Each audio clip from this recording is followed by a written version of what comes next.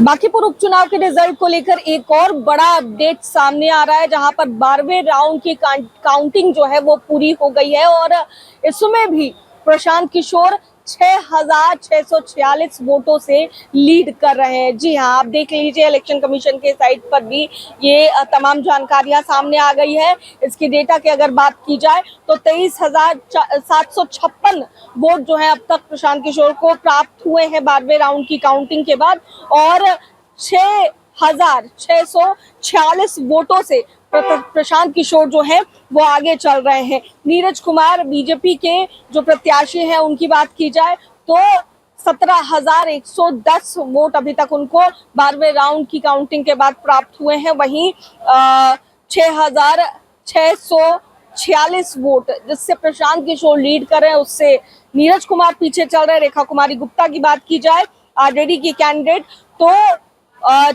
4,850 vote जो है वो फिलहाल इनको मिले हैं और ये बहुत ही पीछे चल रही है, तीसरे नंबर पर है।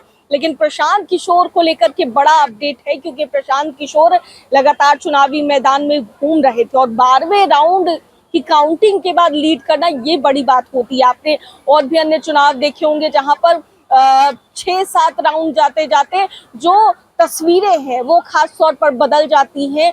जो पहले से जो प्रत्याशी लीड कर रहे होते हैं वो नीचे नंबर पर आ जाते हैं, लेकिन अभी फिलहाल जो तस्वीरें हैं वो निकल कर सामने आ रही है कि साफ है कि प्रशांत किशोर जो है अभी भी 12वें राउंड के बाद भी लीड कर रहे हैं। तो 23,756 वोट जो है अभी तक प्रशांत किशोर को प्राप्त हुए हैं।